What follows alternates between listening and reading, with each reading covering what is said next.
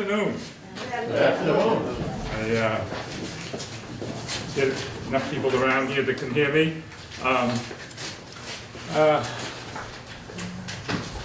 We're here today to reopen our town museum for starting its third year. In October of 2016, the first official open house was held, and I was vice chairman, Jim was chair. I had just come from a few weeks of rehab from cancer, and they surprised me with a plaque, and I couldn't say too many words that day. I don't know if I can say it anymore because I'm still battling the cancer stuff. But in the last few days, our group has come together with some volunteers, get this place straightened out, get some new looks. I want to pay a tribute to Jim, because it was a year ago in a few days that he suddenly left us. And I'd like to pay tribute to Jim, who has been chairman. He's been a parish administrator at the Lutheran Church in Brockton. Been involved with the Brockton Historical Society, of which his predecessor, Nicole, who's right over here, Wade Nicole, Nicole Casper, here, and I understand there's some other Brockton people involved here. I got a call just at lunchtime today from West Bridgewater Historical Society, which many of us are involved with, and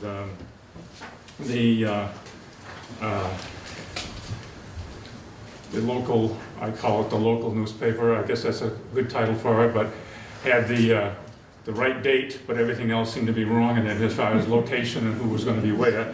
They did have Jim's name though. And, but I can just say that Jim devoted, I'm sure he had a lot of things going on in town and in his life, but he devoted a lot of time here. Sometimes we had to share it with Maine, the state of Maine, and a few others. And but his love and his authoring, I think there were 6 or 7 books. I haven't counted them. 8, 9.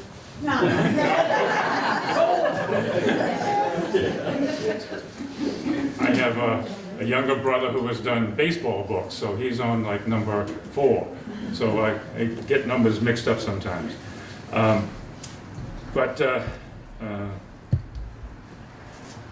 Jim will long be remembered here in West Bridgewater, and I think that this is going to go forth to keeping it going, and we're going to be adding to it. We have a so-called office storage room here in the town hall.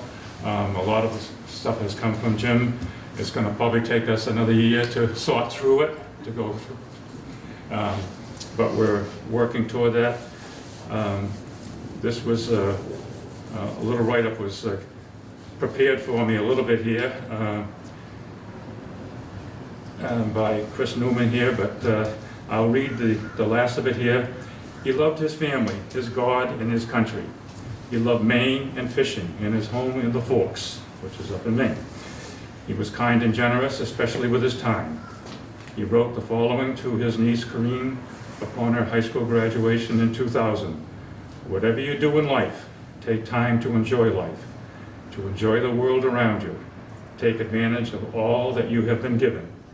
Be a good steward of those gifts that you have. Share them with others. Do good with them. It's good then. 19 years later, it probably means even more. It means a lot to me. The last few years have been turmoil for many things, and we're hopefully other people will want to donate something from West Bridgewater or donate something from Jim or some memory or whatever, but we'll hope to preserve it here this coming year. And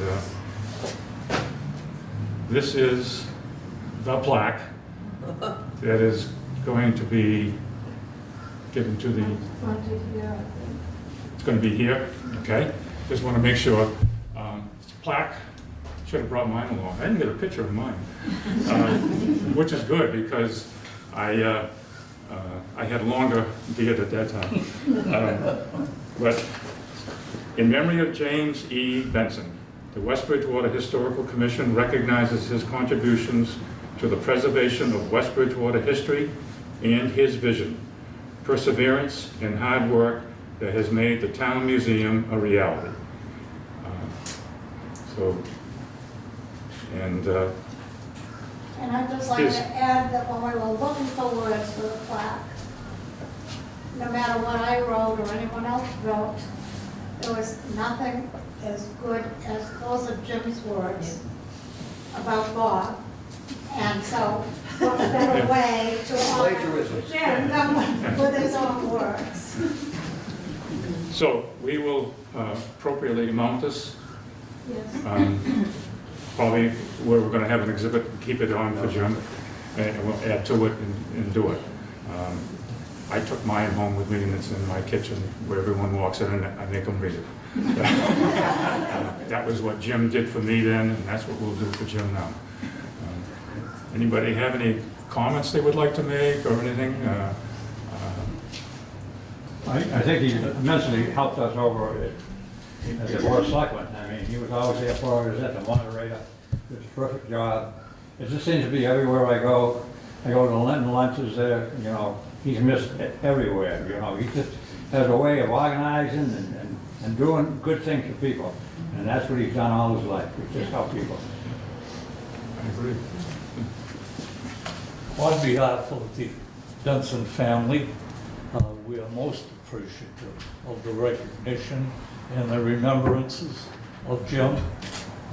History was certainly a background that he took very seriously.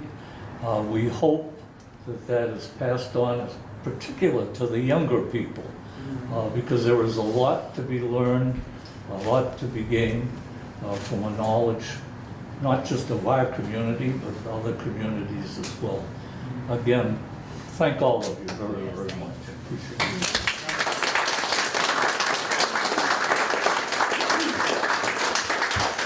Enjoy the fellowship, and if you already haven't, but if not, I'd be happy to meet people I haven't seen for a while. Yes, coffee We and have water. coffee and goodies. Just before we break, I'd like to just say a couple of words. Certainly. I'm Kenny Galligan, I'm the retired fire chief in Brockton. Nicole is our president, I'm the vice president. I've known Jim for a number of years. Jim came upon the scene at the Brockton Historical Society. I think we have an awful lot in common. Jim did a lot of work for us in the short time that he was president and with us at the museum. And I'm talking physical work. He and Carl Landerholm, you probably all know Carl Landerholm, they were workaholics at the museum. They truly were. And the museum, they transformed it from what it was years ago into something that what you see up there today. And the other thing I think we always want to remember about Jim is his love for history and the books that he wrote relative to history, not only in Brockton, but in other areas. And those are things that the generations after us are going to hold near and dear, that you're not going to forget your roots of where you came from. And guys like Jim they're disappearing. And quite frankly, the younger generation sometimes doesn't take the interest in history that maybe that we do. So that's a real tribute to Jim, that he wrote those books, he preserved all that history. And from the Brockton Historical Society, I just want to say how much we enjoyed the time that we had with him. Thank you.